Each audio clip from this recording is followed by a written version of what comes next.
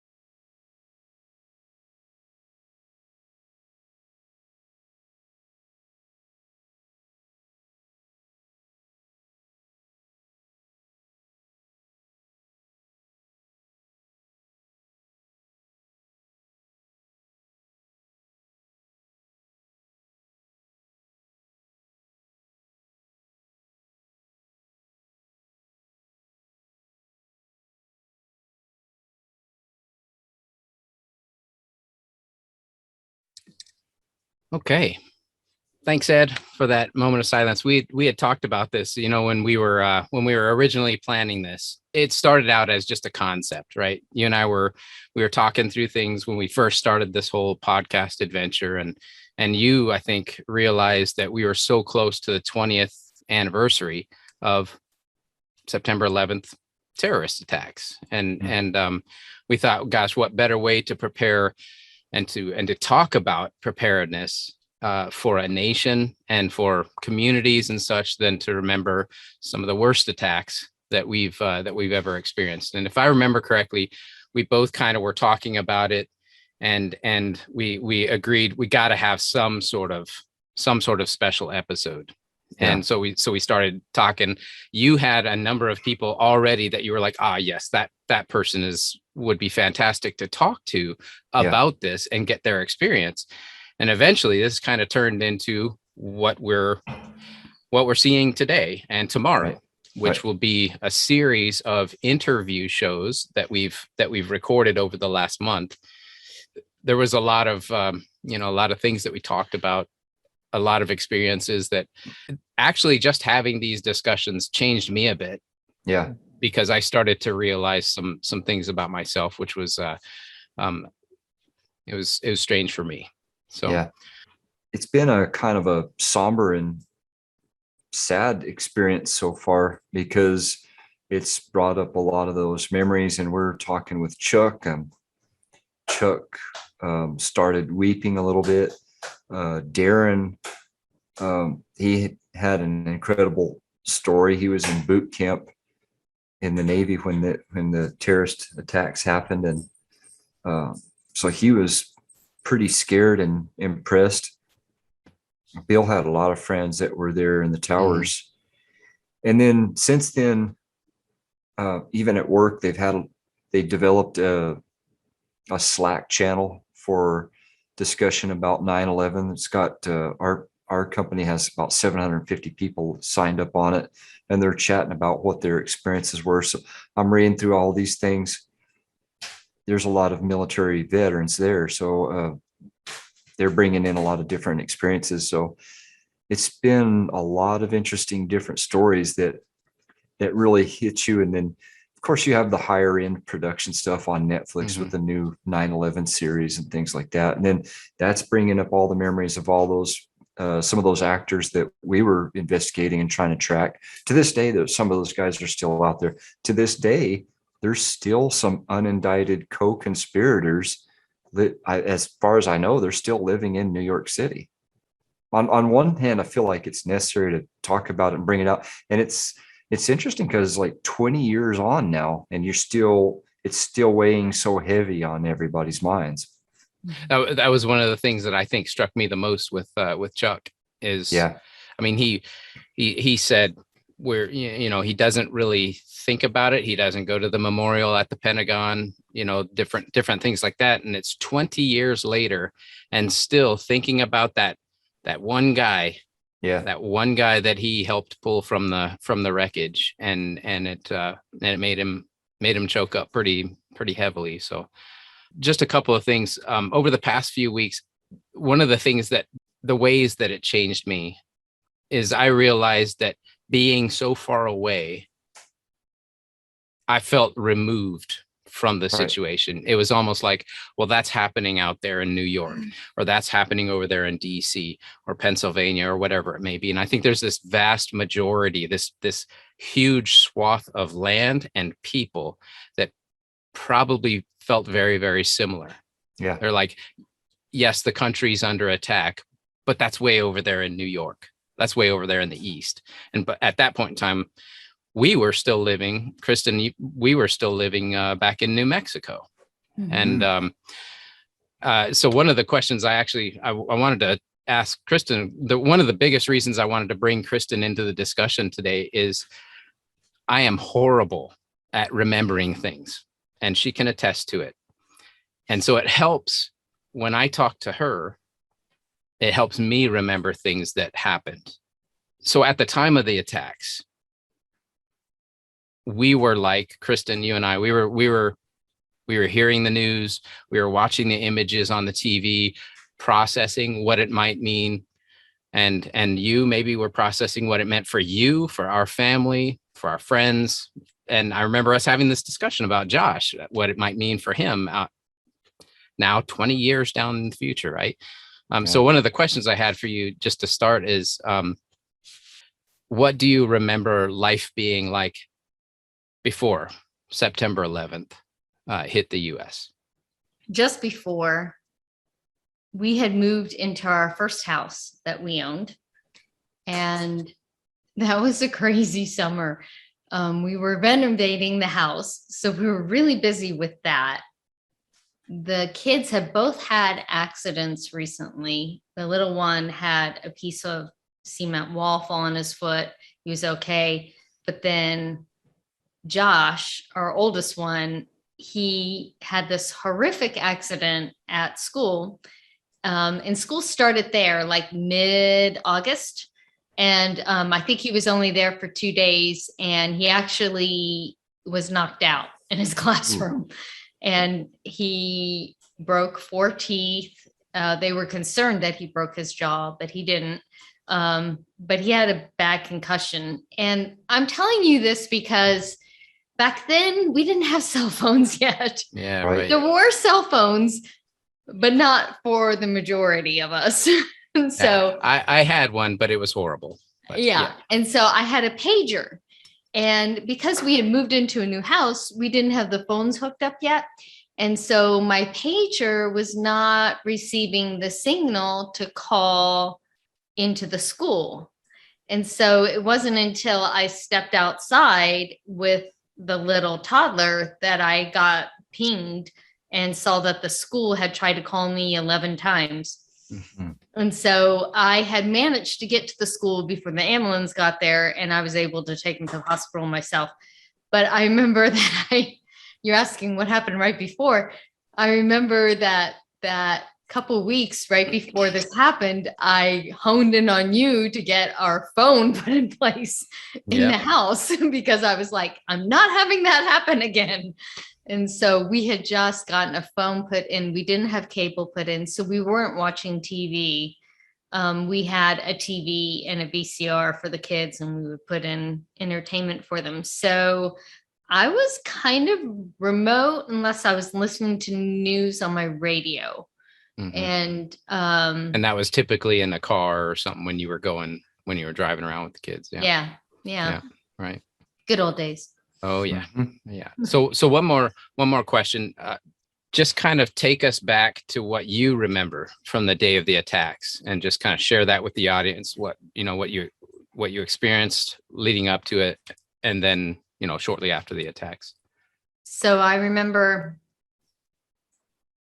I was making pancakes. It was early in the week. I know that. I don't remember exact day, but I know it was early in the week, and I was making pancakes for the two boys. And we lived close enough to the elementary school that it was our habit that we would walk Josh to elementary school. I would continue a walk with Noah in the stroller. That was just part of my routine. So my routine that day was Josh was getting ready for school. I was making pancakes to feed them. And then you called. You said, hey, can you put a radio on? Something's happening to the country. And I was like, okay, what's happening?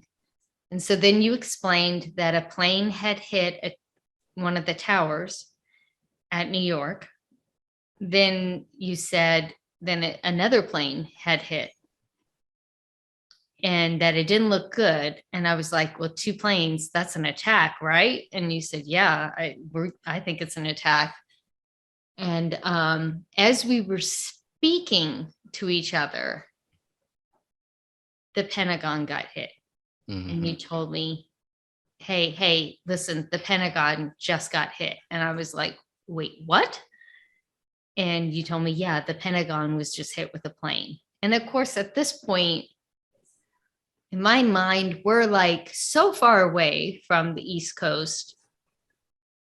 But all I'm picturing is just plane after plane hitting everything. Mm-hmm. Like there's some weird attack happening on America. And so I remember I just was like, no. And I just fell to my knees on the floor right there in the kitchen in front of the oven. And I know I was joined by thousands of Americans probably at the same time. We're all praying like, Lord, please just make this stop. And so then after I was done saying my prayer, I was like, what should I do? Like,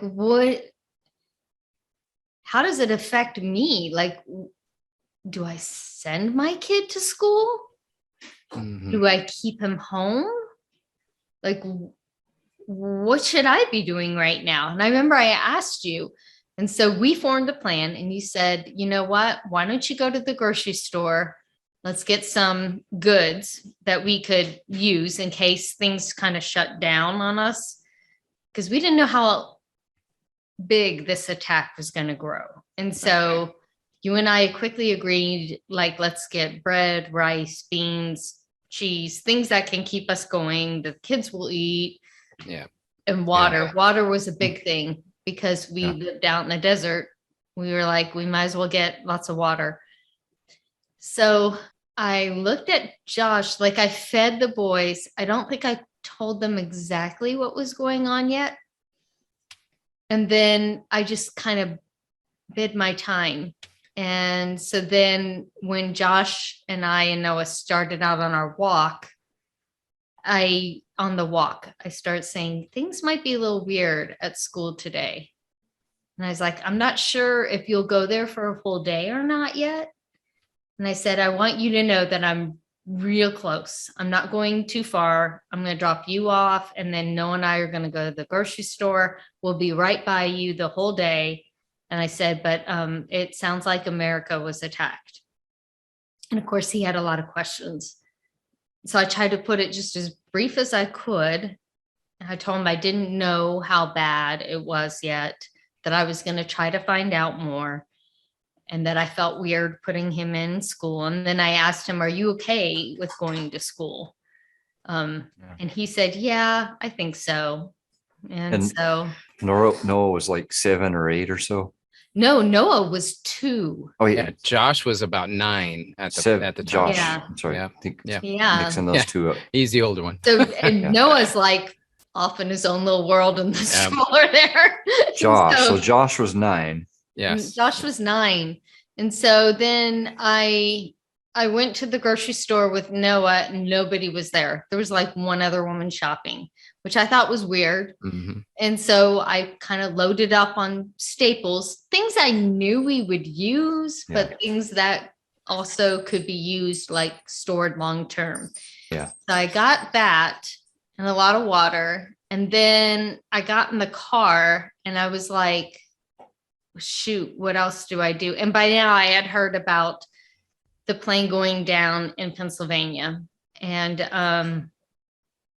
then we didn't hear any more planes for the rest of the day, which I was so thankful for. But I sat there in the car and I was like, I think I should go get gas. I think we should gas up the car. I think that's the next best thing. And then I remember hearing some talk radio and they were saying, you know, you should go get duct tape and plastic. And so I was like, It's Armageddon. Ah! So that's right. I decided I would send Matt to get those things. So I went to the gas station and they were all talking about it. I just thought, oh, I really wish I could talk to my grandma and grandpa on my mom's side right now. There was a lot of things going through me at that moment because I realized talking to this person at the convenience store, like they had no clue. This was totally different than what we've been through before as a country, because they made some big changes in their life. Grandpa was enlisted and stuff like that. And I wanted their perspective at that point because they had been through the previous biggest catastrophe. And but they were no longer with us. And so I couldn't call them. And then I thought about the trips that you had taken. Mm-hmm.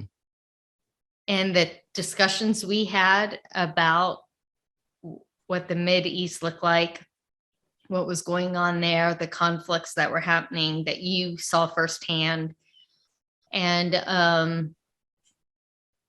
I just thought, wow, we have never been in a culture war before. Not really. Yeah. Not at this level. And then I immediately started thinking about, like, that's going to take a long time to come to some kind of peace. Like, that's a long fight. That's not a short thing. Right. And so then I started thinking about my son, who was 9. And I was like, in 9 years, we could still be in it.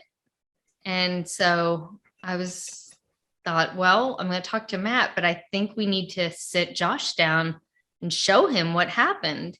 Yeah. And explain to him, there could be a draft when you're 18. This is why. And there virtually was a draft for a little while in about 2004 to 2008 or so. They called it a backdoor kind of draft. Mm-hmm. Okay. So it wasn't an outright draft, but yeah. Yeah. So can you actually, Ed, can you explain a little bit more about that? What you mean by that? What a lot of people that I talk to forget is that immediately after 9/11, there's huge rally cries, a lot of outrage and patriotism and unity in America. Mm-hmm. And we went into Afghanistan and everybody was sure enough about that. That was fine. But a lot of people forget that when we went into Iraq, there was some questions about that. So we went into Iraq and that was in about 2003. I think we actually pushed up about March 2003 into what would become Operation Iraqi Freedom. Well, the initial invasion and stuff, there's quite a lot of ground fighting with a lot of the troops there. A lot of the Marines and Army soldiers saw a lot of ground combat going all the way up into Baghdad. And there was a lot of artillery, a lot of air support, everything else like that. And there's a lot of death and destruction. And then there was a lull in the Iraqi operation from probably towards the end of 2003 till about coming into around the end of 2004 or so. But then they started the surge. Well, in America, after a couple of units had gotten back, there was a lot of people that wanted to get out. But what happened was, and Rand had done the Rand Corporation had been tasked by the Army to do a study on this. And Rand a long time before had said, the U.S. Army cannot sustain this level of combat operations for very long before they start running into combat fatigue, because and they had recommended, we recommend you break down into smaller units. And the Army eventually did a little bit. They developed their striker units, and the Army used to be known as being a little bit soft. Their infantry started to get, especially their infantry units, started getting a lot harder. The training started getting harder and more intense. And a lot more troops were seeing a lot more combat operations, especially those in Iraq, that some people were questioning, and a lot of people were questioning the anthrax vaccinations. So when I was in, like, if you were in an infantry unit, there's a lot of guys that are pretty gung-ho, but I also went to the supply and armor course in Fort Lee, Virginia, and they had a whole unit of people there, like hundreds of people, that basically they either intentionally committed criminal acts or they took drugs or something like that. So they would come up positive on a urinalysis or whatever, because they were trying to get kicked out of the Army. Yes. However, that's what we were calling the backdoor draft, is those guys were not kicked out. And they ended up being a huge morale problem for the Army, for those units that they got deployed to, because the Army said, you're not getting kicked out. You're getting your rank taken away and your pay taken away, and you're going to deploy again.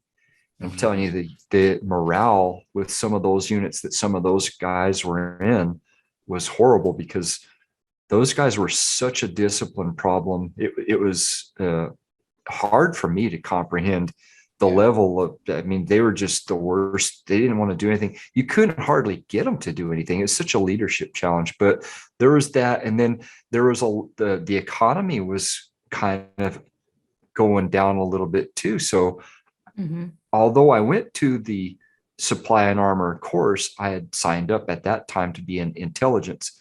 Well, they needed to get me through a course fast so I could be Army MOS qualified, so I could go to airborne. Plus, there was a lag in getting my clearance fully developed. I needed a full secret clearance before I could go through the full intel courses. So that's what they used the armor and supply course for. Went to airborne school. And while I was in the language school and the intel schools, that's when I ran into a lot of college graduates that didn't want to join the military, but they couldn't find any other job, even with a degree. Yeah, right. So they were in the military, and there's like, I hope I don't deploy, but I scored high enough on the ASVAB, so I'm going to be in intelligence and language. So hopefully I don't see much combat, and hopefully I don't deploy much. But I met quite a few of those. So those two factors there was kind of what people in the military that I was working with were referring to as a backdoor draft. As a backdoor. Okay, gotcha. Interesting. If we kind of took a look back at the interviews that we've already done, Ed, there's a couple of things that really stick out from each one. Yeah. And Kristin, you haven't seen these interviews necessarily yet, but I've told you about some of them. You kind of have a basic idea of some of the guys that we were interviewing with. I wanted to start with Darren. He was the first one that we interviewed. Powerful. His background, he was in basic training in the Navy when the attacks happened. They pulled the whole group. They weren't yet inducted into the military yet. They were still just in basic. One of the things that was so impressive was how he reacted and his resolve. He's like, he said right up at the beginning, he said, I'm just a kid. I'm going to go to basic. I'm going to do my 4 years. I'm going to get my college and I'm going to start life. Yeah. That it was like this, I'm just here because it's the easiest thing, the best thing, or whatever that I can do for myself. Right. And the day that it happened, it was like everything changed for him. Right. He recommitted, I would say, his life to the military. Right. and is still serving in the military today, 20 years later. Right. Just like you, Ed. He's not necessarily doing infantry or anything like that, but you kind of serve in the background. And when you're still working with other military organizations, that's a pretty powerful thing.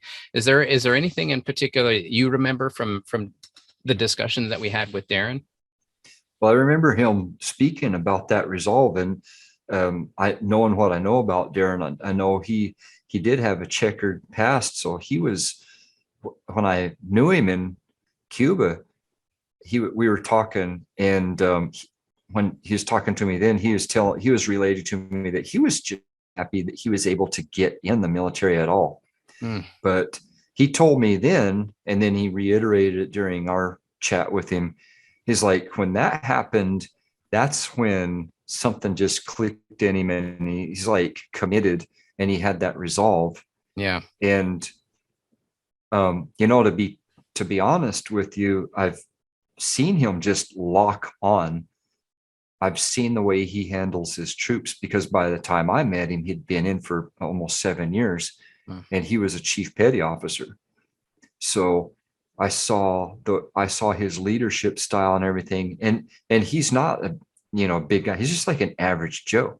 And like you said, he's in what would refer to as a soft skill. He's doing that kind of like intelligent stuff in the background. And he's not in the trenches digging through the deep data and stuff like that, and like plotting things or writing reports. He's at the point, even when I first met him, he's directing others on how they do it. And since then, he's gone through even more and more courses, and he's an officer now. When he was talking with us, it just resonated more that from that moment, and he was pointing out, even with his drill instructors in the Navy, they took a break from yelling at us. Yeah. But still, when they would be yelling at us, it was yelling at us with a purpose. With a purpose. I remember him saying that. Yeah. Yeah. So for him to identify that, he might not have had it like locked into his head and identified then, but now he can say, there's a purpose, and there's a reason that there's people that try to create order in the world that we live in. And we are those people, and this is our mission. So that's the kind of feeling I was getting from talking with him, is I have a bigger mission and purpose now, and we're driven. Yeah. It was really impressive to see. Shifting gears just slightly, Kristin, we had this conversation a couple of days ago. There was this other event. Now, my impression of September 11th, when it hit, the first thing I was thinking is like the survival rule of threes, where one of the top things you need to do is get water, have water available for you. Right. Mm-hmm. And so I think that was one of my top things that I was saying, Kristin, you go grab some on my way on my way home from work. I'll grab some more. We'll have a whole shipload of water. But where I was going with that is, a couple of years before, there was another event that occurred. And yeah. Ed, you and I've talked about this just a little bit. We barely touched on it, and that's Y2K. Yep. Right. A lot of hoopla, lot of end times discussions going on around Y2K. But even that hoopla created a sufficient amount of disruption. Absolutely, exactly right. Now, it probably generated some whole nother economy of things going on in the background. But like I said, it caused me to want to go get guns and ammo and things like that to protect myself. Right now, Kristin's rolling her eyes. I see that, but you were all on board when I went and got those. The question I had for you, Kristin, and then we were kind of talking about it. I believed, because of the preparing and the planning and things like that we had done because of Y2K, what, 2 years, a year and a half before, I thought we and our country would be better prepared. But you made a different point. Yeah. Do you remember that? What was your point? My point was, I felt like the Y2K flop, which it turned out to be, I think it really made people sarcastic towards being prepared. And I think it kind of jaded them. And it was kind of like, why am I going to go spend all that money for something that will probably never happen? So I think in a way, I think Y2K hurt us for being prepared. But in all fairness, there were other things that were revealed in 9/11 that were our weaknesses. Yeah. And we'll get into that later. Yeah, that's good stuff. Yeah, and I agree with Kristin on that. Looking back on it, and I never thought about it before, really. I feel kind of singled out now, Ed, that you're agreeing with her and not me. Well, I agree with you almost all the time, but I don't get to talk to Kristin as much. That's true. That's true. She said something that is smashingly agreeable to me, because I never thought about that before. Even in all my intelligence studies with Homeland Security, and you're looking at critical infrastructure and all this other stuff, I remember them talking about Y2K and everything else like that, but making that particular observation and saying, well, you know, that Y2K flop actually kind of messed us up a little bit. And I agree. Even now thinking about it, I'm like, yeah, you know what? I remember I kind of got in a lull after that. And then 9/11 hit, and I was like, well, I'm totally unprepared. Yeah. Yeah. Well, and the other thing that was really important, I thought, another great point that Kristin made to me a couple of days ago, I think it was around that point in time that all these like doomsday prepper shows on Home and Garden Network or whatever, I don't remember, National Geographic or whatever it was, all these different like really weird preparedness programs were coming out, and they're basically making these people look like fools. Yeah. You know, even though those people are the ones who are absolutely the most prepared if something like 9/11 ever happened. They would be the ones that would be, first of all, pandemic. Or a pandemic. Yes. They didn't, they probably weren't even bothered at all by the pandemic, you know? And I agree with that too, because from 99 to 2000, I was in a kind of stage between law enforcement and military stints, and I was driving a truck from water to water. Remember, I ran into you in Pennsylvania one time, and I was listening to a lot of talk radio at the time, on both sides, and things weren't as politically polarized back then, but there's still, you know, you still had some stuff that was far right, and you had some stuff that was far left. And then I would usually drive later in the night, and you would hear all these things. That's when Alex Jones started getting bigger, and a bunch of others like that. And those guys made quite a bit of a circus of it, and they did make it appear almost foolish. Yeah. I mean, to some that were those devout, those guys were like, oh yeah, you know, Alex Jones, InfoWars, and whatever else was going on. There's 2 or 3 other programs that I hear, and some of them were talking about UFOs and everything else like that. Some of them were still talking about Clinton conspiracies, even though Clinton was pretty much a lame duck out of office at that time. But yeah, there's a lot of prepping type shows on the talk radio that kind of made folly of it.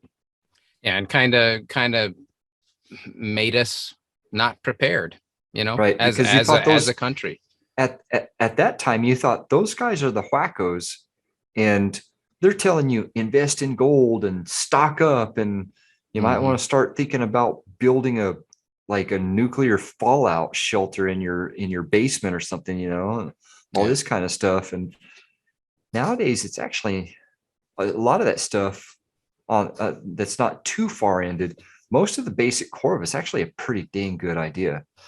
Yeah. Yep. If you do it in a smart way, if you do it in a realistic way, then it makes all the sense in the world. Because, you know, we're in the process of doing a show on making a plan, and some of the ideas around that can be as simple as a fire escape plan.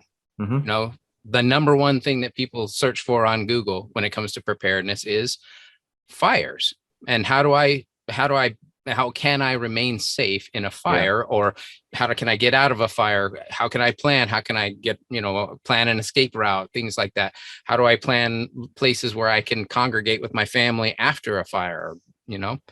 And probably contingency plans. If I can't get out this way and I have to go through the fire, is there a way I can get a blanket or something and douse it with some water and run through a little bit of fire. Yeah. Could I do that? Yeah. Go ahead, Kristin. Yeah. I was going to say there's a great resource both in English and in Spanish on FEMA.gov that will walk a family through making a fire escape plan. And they have coloring books for kids.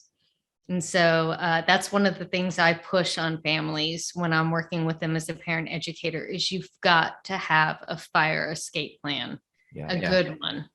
Yeah, absolutely. That's the number one thing that people are asking for, you know, and you think about that. If you approach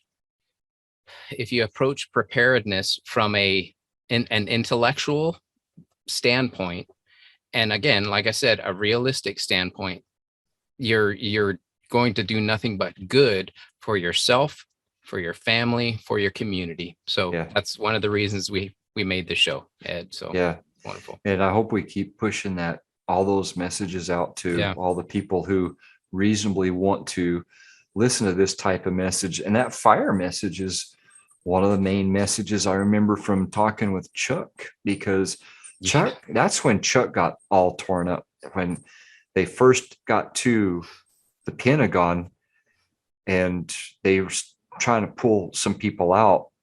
Some of them people were severely burned, and Chuck is messed up about that to this day. And I've never personally experienced it too much, but a lot of other people that have had it happen or experienced something like that say you never get that smell, out of your nose of somebody burning that bad.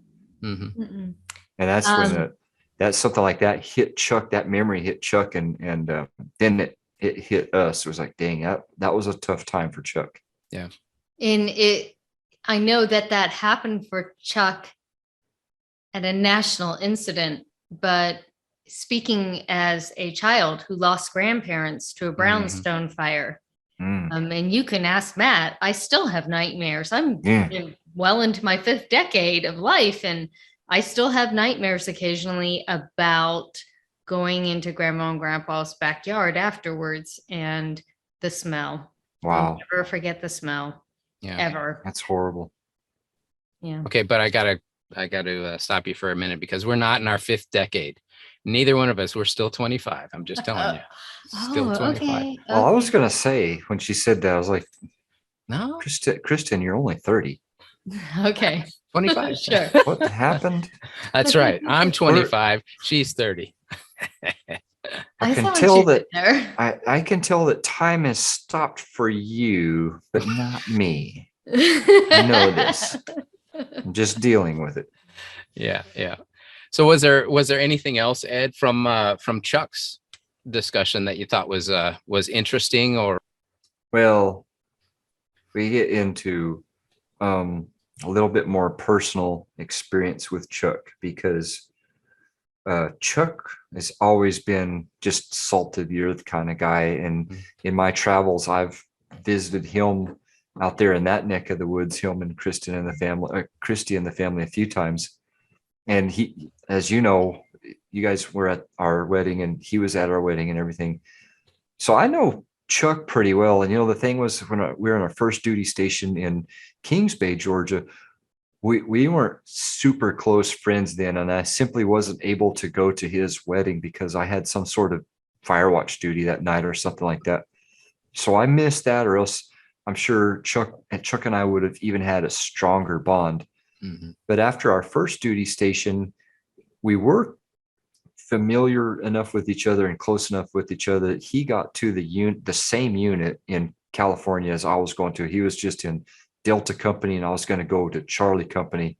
So his barracks was just across the parade deck from where my barracks was. And Felicia and I, my first wife at the time, we were going to be living out in town, but actually hadn't got married yet. This was just before we went to the Gulf. So from a personal experience, I know Chuck is just this very lighthearted, happy-go-lucky, positive energy kind of guy. Yeah. And he's always been that way. Then we went to Desert Storm together, and his unit did a couple of different things, and my unit did a couple of different things. They went on one island where they pulled, I can't remember if I think they had 1,500 POWs on that island that they brought on the ship and then quarantined. But there's also a lot of dead bodies. So seeing dead bodies is nothing new for Chuck. And then he became a cop. And I know as a cop, he's seen fatal accidents and things like this. For me to see Chuck reflect on something from 20 years ago and have it hit him that hard, hit me really hard because it had to be just that deeply impactful. We're not talking about just any kind of traffic accident. We're not talking about just bodies or something like that. The totality of the situation hit Chuck so hard, and he did what he did in that moment. And they had to be pulled. Remember, they said they had to be pulled off and say, you guys, all right, we're fire and rescue. You guys get out of here. We've got it.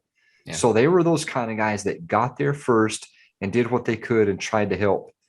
And so he saw that he was there. He tried to help, and he's that kind of guy. And then he's reflecting on it 20 years later, and it's hitting him like a sack of potatoes, just crushing him. And then that crushed me. So, yeah. I think one of the things that's interesting about that is in the other situations, Chuck was employed, or he was nominating himself for a position to be in that. Yeah. On September 11th, he didn't volunteer, he didn't nominate, he didn't get employed, he didn't get contracted to be in the position to deal with dead bodies. It's one thing when you know that's part of your position to get yourself in the mindset and you know this is what you're dealing with day in and day out. Yeah. And to be suddenly pulled into it. Yeah. That's 100% accurate analogy there on that as well, Kristin. Because like you said, like, you're a cop every day and boom, there's a traffic accident. Call the ambulance or whatever. It's my Things job. like that. Yep. That's and you're expecting it to happen. Yeah, you're right. So 9/11, boom, a plane in the Pentagon. What? They had already seen one of the planes that hit the towers. The other plane hit the other tower sometime right about the same time the plane hit the Pentagon, something like that. The news had disparate information on which happened first, but I think it's the first tower got hit, then the Pentagon, then a few minutes later, the second tower got hit. But at the time, they were putting it out the news. I think that the second tower got hit, and then later, a few minutes later, they said the Pentagon hit. At any rate, I think actually, you know what, you made that is just the fact that you're still confused on that. Yeah, that is very telling of what it was like that day. Yep. Yeah. That day was so confusing for so many people because one news broadcast would say one thing, another would say another one. They're obviously getting their information from totally different sources, right? There is no common source, which brings up a really big point, but we're not going to go there yet, Kristin. Right. I know she's just itching. She's just itching to talk about it. But anyways, sorry I interrupted, Ed. Go ahead. No, you're fine. I think we're all on the same page here. Yeah, the one thing that I wanted to talk about, I think related to Chuck, is you're right. I met Chuck, 4 years ago, whatever it might be. We spent that time together. That very special time. And I thought he was one of the rudest, crudest, dudest guys that I've ever met. And I was just like, man, this dude is crazy. This dude is crazy. And that's part of the reason is he just has 0 F's to give anymore. Well, he had plenty of F's to give. Just speaking them is all he was doing. But it was that was my initial impression of him. When I sat and listened to him during our interview, I was like, man, I got to tell you, if I went through that kind of crap, I'd probably be acting the same way. You know, I'd be just like, I don't give a rat's ass. I'm just like, hey, I'm living life. I'm happy I'm alive. Yeah. Because there are thousands of people who lose their lives in crazy, semi-random events like that. And then there's people like me who have to deal with it. You know, and so that was one thing that was really that it changed my impression of Chuck in a pretty major way. You know, Yeah. I definitely gained a massive amount of respect for him. And it was I put it into one of my little 1-minute clips, and that's the he said, yeah, my partner came up, we said, hey, let's go. They went and they jumped in the car, and the partner said, where are we going? And he said, just go to where there's smoke. Yeah. And I was going, dang, man, that's like, how many people go toward the smoke?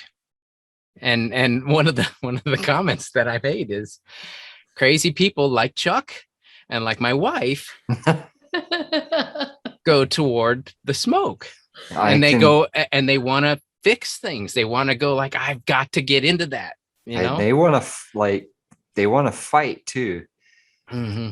Yeah. Some different people have different spirit of sort of like fight or resist or resilience for different situations. I come up on this is totally off topic, but there's a lot of times, even with all of my experience that I have, that I question my courage, because courage is a hard thing to measure, especially if you're predominantly working in soft spaces or white collar corporate America for so long.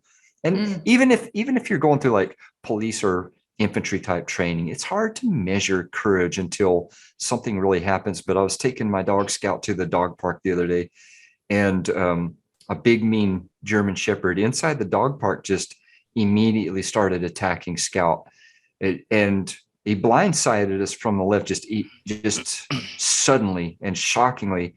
And I pulled Scout back a little bit and stood my ground and was ready to engage with a fur-covered razor blade. Yeah. And I just said, shouted, back off. And I was about ready to kick it or something. But that showed me that in that situation anyway, I'm ready to take on at least a German Shepherd. So at least a German Shepherd. There you go. That's courage, man. That's courage. A little bit of courage. And I didn't have to have a drink for that either. That's good. No liquid encouragement there. No. So yeah, for Chuck, when I said, I know Chuck's on duty, and they have time and space to look at this and observe, and they say, let's go. Yeah. Where's the smoke? That's a whole different level. It really is. And that was his, that's just his reaction. That's what he did. That's an impressive thing. I keep, I think I joked about it in one of our past shows about my wife, Kristin. That's a lot of courage. And how it's, I heard that. Okay. Them's fighting words. Them's fighting words for sure. No, I think about, I'm not fearful, but I know that in my mind, I should be there to protect, right?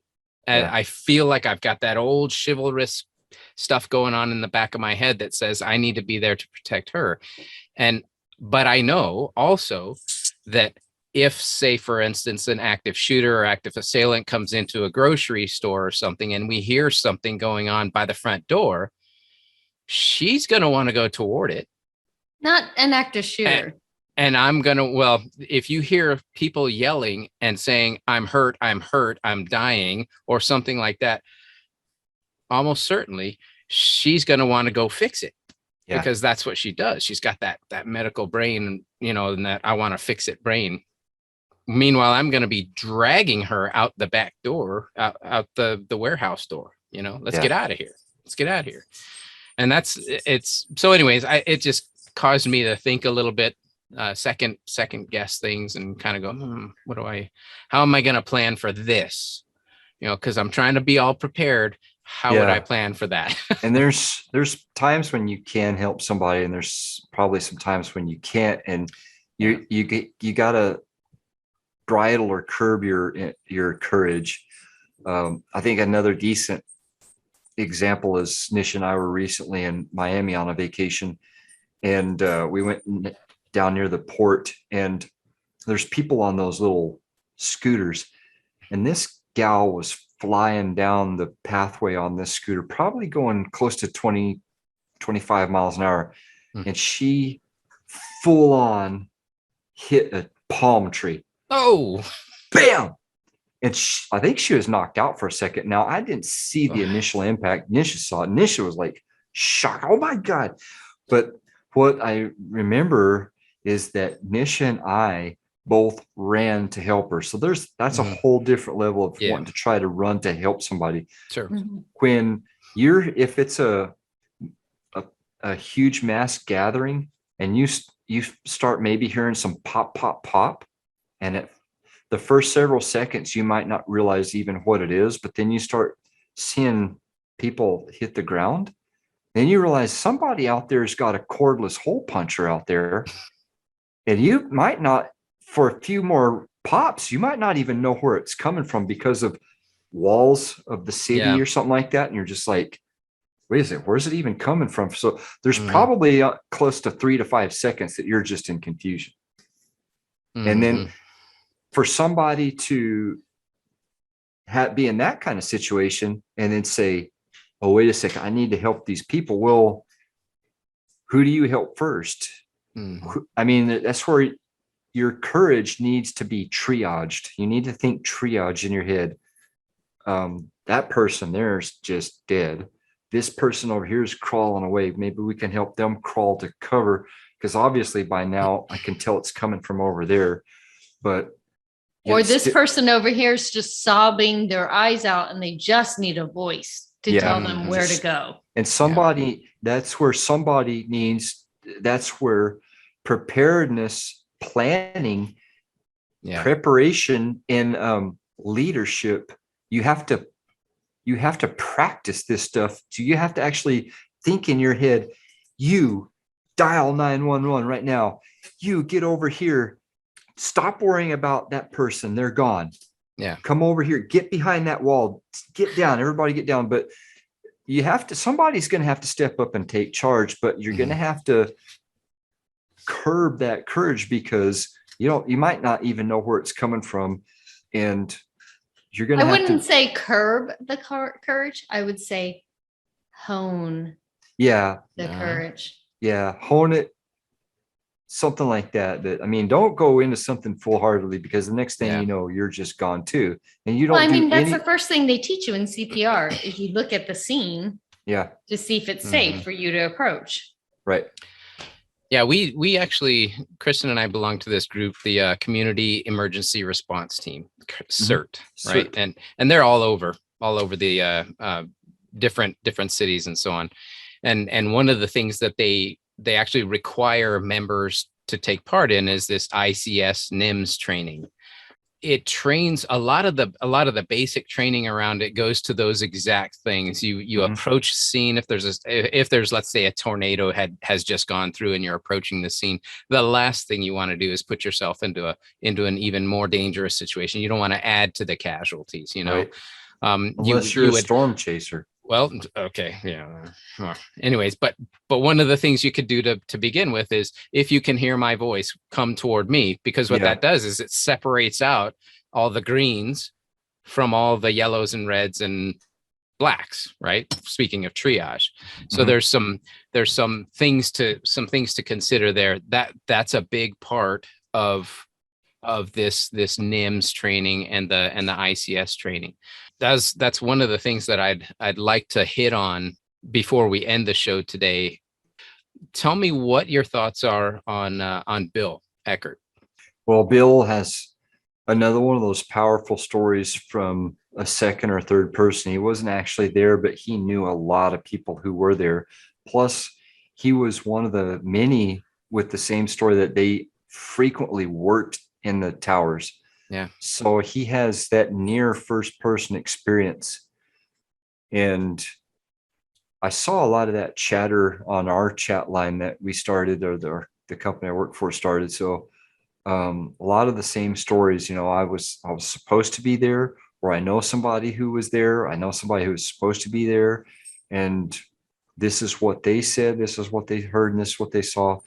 And Bill had some really powerful stuff to tell, and I think it's extremely important to tell and retell the story of everybody because there's so many people that nobody heard of, nobody knows about.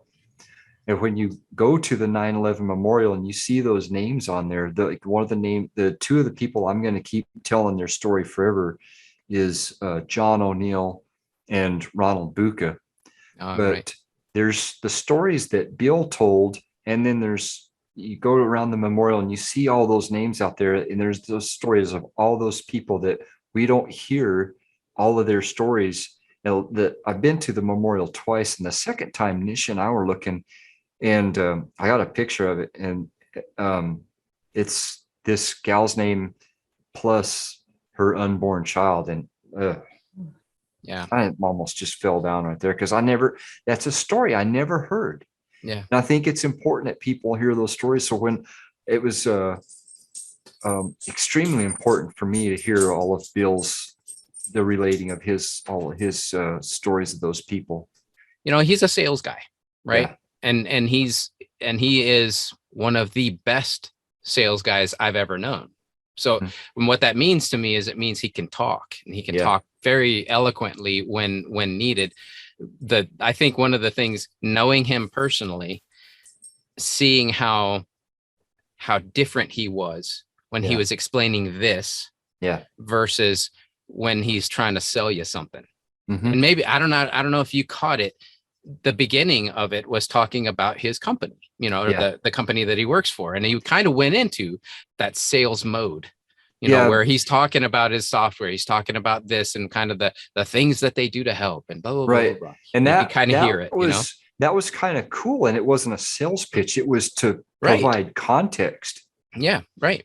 But that's the point. He went in, and that's what I think one of the most powerful things for me is knowing him. And knowing him for 23 years now, and seeing him shift from this sales guy to now we're talking about something very real and very potentially scary. He doesn't treat it as scary anymore, but he thinks of himself as very fortunate and very lucky because the night before he was there, he was planning for the rest of the week, and he somehow, for some reason, he got called out to go somewhere else. And it's interesting that he was also on a plane at Dulles, which is where one of the planes took off from, that was carrying these terrorists, so he very likely could have been on the tarmac at the same time that these friggin' terrorists were there, and that's a weird, it's just a weird psyche thing to go on in your head. And I don't think you can go through something like that and not be affected in a way, Yeah, it's almost as if you have like secondary PTSD or something. That's kind of what he referred to it as, kind of that wartime PTSD thing going on. He didn't call it PTSD. He just said it's kind of like that. You know? What do you think, Kristin? You've met Bill before. Right? Yeah, it's interesting because the Bill that I met was on a president's trip, and the Bill that was talking and reminiscing, it's just two different. I wouldn't have even recognized them as the same person. Yeah, because when you met Bill, it was all kind of like lighthearted, and we were having fun, and people were drinking, and it was just, and he was causing trouble on the zip line and all these, all these different things going on, and it was and we were arguing about who has it harder, the husbands on the road or the wives at home. Yeah, exactly. He definitely had his opinions. Yes, so he did, but mine are correct. My personal opinion is similar to that of Bill Burr's. Let's hear it. I'll just send you some of his YouTube videos. So he's talking about how hard white women in America have it. Yeah, let's not go there right now. Let's not go there right now. Evidently, it's really hard. I had no idea. Oh, Ed, don't do it, man. Don't do it. I'm telling you. Don't throw my privilege in me, in my face. We're sitting in the same jacuzzi together, Okay, so there are a couple of other things I wanted to talk about. Wait a second. Well, no, wait a second. And Kristin clearly has something to talk about, Okay, wait a but second. I Go wasn't ahead. planning on going there. That's so Kristin is so excited because she has a lot of background on the NIMS and ICS material. A lot of it came from the event and kind of the combination of what happened, or the culmination of what happened after September 11th. But we didn't know that. Yeah, right. Like, So we were in the dark because after September 11th, 2001, it was 2003, we start making preparations to move across the country. We moved in 2004, and I stayed home because there was 3 kids then. No, we did a lot of sacrifices to have me stay at home and be with the kids. And it was around 10 years later that I finally went back to work. I got a job with the local government as a certified nursing aide, because that's what I did to get myself through college. And it wasn't until later that I got a job in the position that I'm in now, which was towards my degree. It took a while. But so in 2013, I started this part-time job working in school health rooms for the county. Part of that job was you had to take and pass these ICS classes. And I was like, what the heck is ICS? So then I found out very fast that I had to pass 3 classes within 6 months of being employed, and it was under NIMS. But it was really fascinating because I was taking these classes and I was like, oh my gosh. And then I would tell Matt, did you know that they have this whole network now of people who have been trained, and we can very quickly assimilate? And we're scalable. Like, we can go up or we can go down. We can be just in local government, or we can go all the way up to federal level.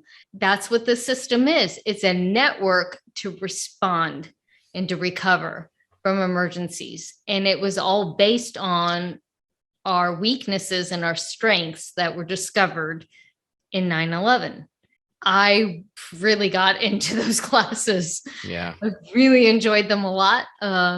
And I would post when I would pass one. And then I went on to take more because it's just fascinating to me. And that's when I brought it to Matt that I think we should volunteer. I've always followed Mr. Rogers' thing where, and that's probably why I go towards things, because he said, when something bad happens, look for the helpers. And I remember that. And I've always wanted to be a helper. That's me. But when I started going through these classes, I realized the best way to be a helper is to be organized and prepared as a helper. Yeah. And so I love these classes. I love what the country's put in place. And to think that all people that work in governments need to have this class. So we know when we are called to an incident, how to organize, who to follow. And we know how to change quickly. That was one thing. If you watch the documentaries on 9/11, it went from a local problem of a plane going into a building. Oh my gosh, that's terrible. So we're responding locally to, oh my gosh, now another plane has hit. It's much bigger than just what the engines were called in. We need more. And now it grew so fast in size and scope. Very fast. And one of the other weaknesses that came out was the radios. For fire to be talking to each other, they had their own codes and they understood it. But once they're talking to police or talking to port authorities, they each have their little acronyms. They could be the same, but it means something completely different. Yeah. So that was revealed. Then it became we not only need to know how to organize quickly and either grow or shrink down, either include local government or more government, but we also need to know how to communicate to each other. Standardize our communications. Yeah. Right. To me, I think it's one of the most beautiful things our country has right now, is just knowing there's thousands, tens of thousands, possibly millions of us who Yeah. have taken this training and we're willing to respond. I know in the state of Maryland, not only am I a member of CERT, but I'm also a member of Maryland Responds, which is a medical reserve corps. And so they follow the same guidelines too. That's helped me because when I'm volunteering in one organization, I know how to respond correctly, what the organization is. And it's the same in the other organization. The way I go in, the way I check in, who's in charge, and how they set up their command posts. I remember actually we had a discussion about this back when you were originally taking the ICS training, and you said, man, Matt, this is like incredible stuff. One of the biggest things you said was all of the crap that they talk about in Hollywood movies and things like that, where nobody's prepared. Nobody knows what they're doing. A building is burning and all this. Nobody's responding. You're just thinking to yourself, somebody in that building has to have had ICS training. People around that building have to have had ICS training. There's this value to it that assures the United States, or at least regionally, if done properly, if people are actually paying attention in those classes, we're going to have some very, very quick response to a lot of these disasters that occur. That doesn't mean that we rest back on our laurels and just go, well, surely somebody else has done the ICS training, right? Doesn't necessarily mean that, but it does mean that there's very likely many people around us who have received that training. And I would hope that there's more people that are volunteering in groups like CERT. So I'm telling you right now, if you've taken the ICS training and you're not involved in a volunteer group, you need to get involved in a volunteer group, because they will help you hone those trainings that you had into real life skill sets that you can keep carrying on with you. There's nothing like being in a real life exercise. And places like the Community Emergency Response Team, they're activated probably almost weekly now. We are used for all sorts of things, all sorts of community events. And so what's nice is you keep those skill sets that you trained by attending these events and following through with that. And also what I like about it is the number one thing they tell you is you need to prepare yourself and your household first. Yeah, that's right.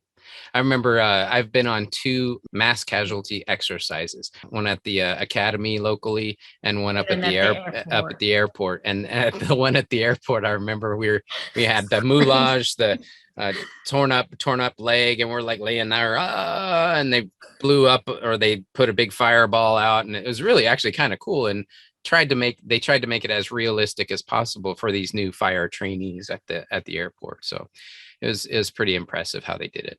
So, and we got free t-shirts, which were pretty cool. Yeah. But. And volunteer hours.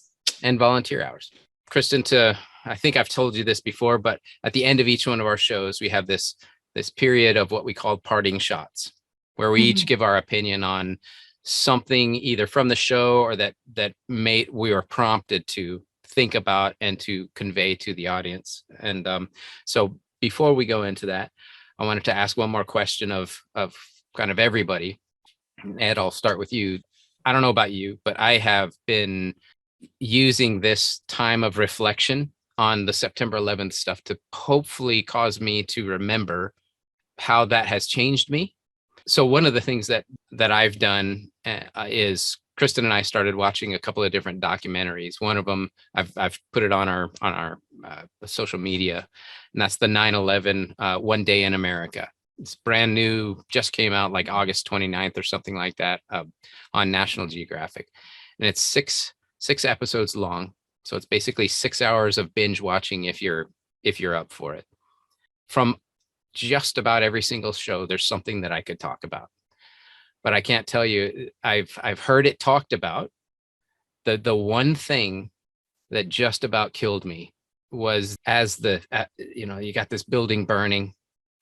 Just the North Tower at that point in time. Probably a couple hundred firemen down in the bottom lobby. And they're all like grouping up, and they're saying, okay, we're going to go up this ladder, or this set of stairs. We're going to go up this set of stairs. And they're kind of directing everything. And then all of a sudden you hear this thump up on the roof of the lobby. Oh. And they all just look up, and then they start talking to each other again. And then you hear this thump again. You're just going, and then they announce, they say what it is that's happening. It's those people who are having to choose between burning to death or falling to their death. And they said, I lost count of how many people were falling, or jumped to their death because they didn't want to burn to death. The image that's kind of stuck in my mind is this: you hear the sound, and then all of the firemen's helmets just go doot and look up at the ceiling at the same time. And it's just this, oh my gosh, that just would kill you, and only briefly. And then they return to what they were talking about. And then they go right back to what they were doing. Not that they didn't care about it. It's just, they're like, well, we're not going to fix that being down here. So let's get organized so we can go up there and save these people. Oh my gosh, it was just such a powerful scene. But there's so many, and just about every one of the shows, I think we've watched 4 or 5 at this point in time. So it's just it's an incredible series. So audience, if you haven't got a chance, definitely take some time, take a look at it. It's friggin' awesome. Anyways, they really did a wonderful job on that one. Yeah, so I'll check that out. Are there any reflections like that, or any shows, documentaries, anything that you've had the opportunity to look at recently? The senior intelligence officer at Gitmo had a basically sort of like a recommended, almost mandatory reading list and stuff like that. One of the main books was The Looming Tower. A powerful book, like very well documented. They turned it into a Hulu series. And Jeff Bridges, I believe it is, plays Special Agent John O'Neill. So that it documents mostly John O'Neill and Ali Soufan. Ali Soufan was another FBI agent and Arabic linguist, and they were investigating Islamic terrorism before 9/11. Even they had some huge and significant cases that they were working on, such as the Cole bombing and stuff like that. They were also had been connected to the teams that were working the East Africa embassy bombings and such.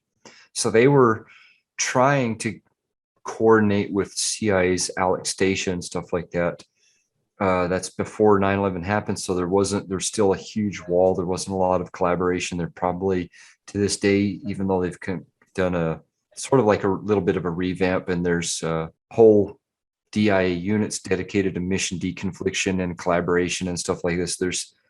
You still can't ever reveal to anybody else who especially your human sources and methods are. Mm-hmm. So no, collaboration can only go so far. So I would imagine there's still some communication barriers there. But if you ever get a chance to read the book or watch the series Looming Tower, it's probably one of the most powerful out there. But there's also Peter Lentz's 1,000 Years for Revenge, which a big portion of that goes into detailing Ronald Bucca. Mm-hmm. Ronald Bucca was a former Green Beret in the Army, and then later he became a fire marshal with the Fire Department of New York. And he was also a DIA analyst. And he was, after 1993, he was working on Islamic terrorism because one of his friends with the Fire Department of New York got injured working on the bombing of the World Trade Center towers in 1993. Ronald Bucca ended up reportedly uncovering the fact that there was a Fire Department New York accountant who he was Egyptian American, and he had claimed he lost his badge.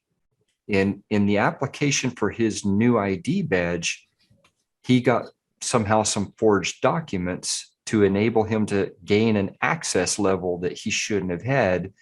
And Ronald Bucca ended up finding out that, first of all, this guy was connected to Al Qaeda because he was personal friends with the blind sheikh, Abdul Rahman.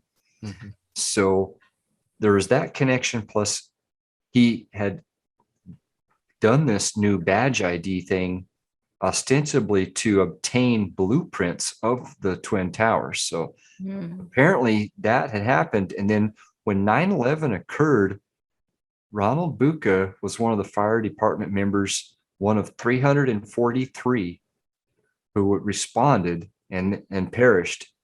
And he was a marathon runner. And he was one of the guys, even though he was in all that gear, he ran up those stairs. And I don't know how far he got. I think he got up like 80 floors before it started collapsing.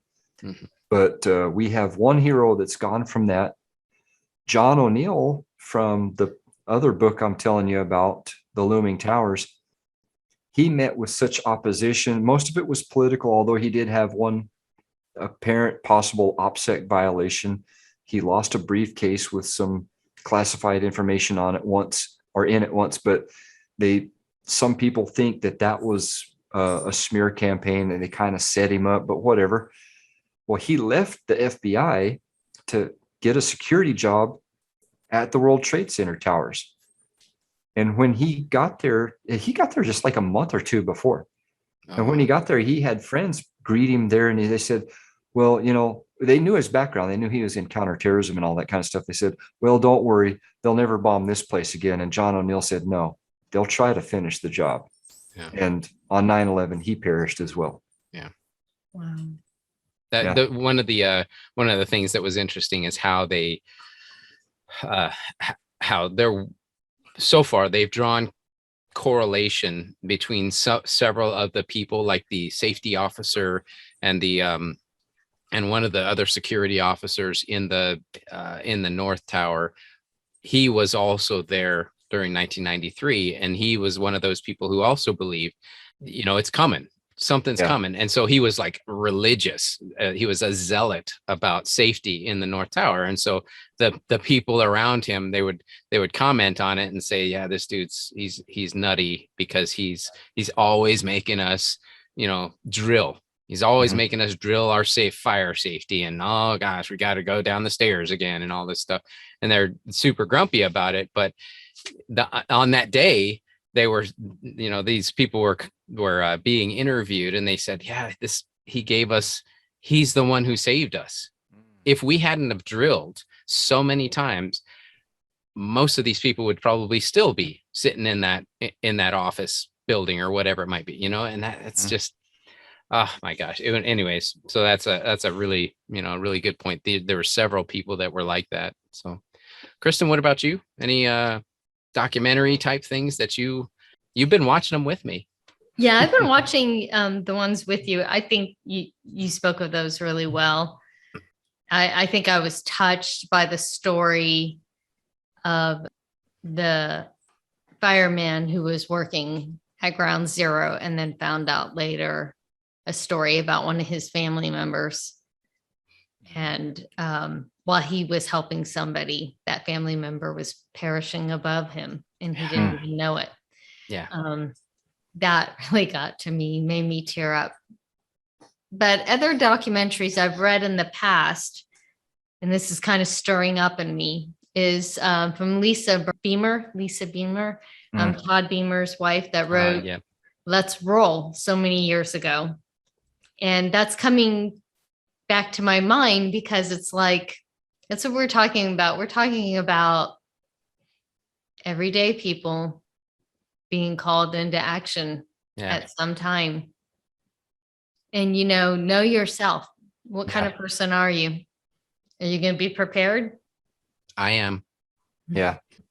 Yeah. I mean, it's a really good question. And it's a question I think that the audience should really give some thought to. I am just forever grateful for all the men and women and children who were on flight. Yeah. I can't even imagine. That's a good point, to know yourself, because if you're prepared and you know yourself and you're simply not prepared enough, that's when you can raise your hand and say, excuse me, I need help here. I can't handle all this. Yeah. I'm prepared to this level, but I can't handle all this. You seem more prepared. You take more charge of whatever. Tell me what to do. I want to help, but I'm not prepared for all this. Yeah. Please help. Please help me. I need help. All right. I think it's time for parting shots. Parting shots. Kristin, you're our guest here today. What parting shots do you have for the audience? If you haven't gotten involved yet, do get involved. Please look up your local community emergency response team. Yes, look up CERT. You can get excellent training through CERT. Yep. It's phenomenal. I think that would be my parting shot for tonight. Very good. Ed, what about you?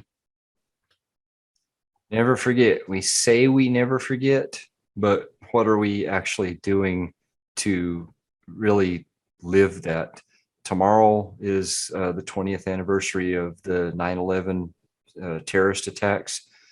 And not every year, but almost, there's been a couple of years I've been either sick or too far into different employment situations. But almost every year since the September 11, 2001 attack, I've taken some time within that 2 or 3 day period to either jog, hike, bike, or something, 9.11 miles. So you keep that etched in your mind, and every year annually you have that refresh. Number one, I'm doing this in honor and commemoration of all those people who made that ultimate sacrifice. And you are recommitting yourself to not forget them and empower yourself to help others to hopefully survive some bad times moving forward. That's beautiful. Gosh, it's such a great way of remembering such an important time in our nation's history, 9/11, by doing something like what you're doing. So it's excellent. Let's see if I survive it tomorrow. I'm out of shape. So for my parting shot, I actually had a few different things. First of all, in every single one of the interviews that we did, and almost every single one of the interviews that we saw from the documentaries that we watched, there was one thing that remained consistent, and that was when people are faced with these really difficult times, life-changing events, we always tend to focus much more narrowly on things that are important to us, family and friends. Yeah. So just take the opportunity on 9/11 to remember not just those we've lost, those who are still with us, and spend time with them if you can.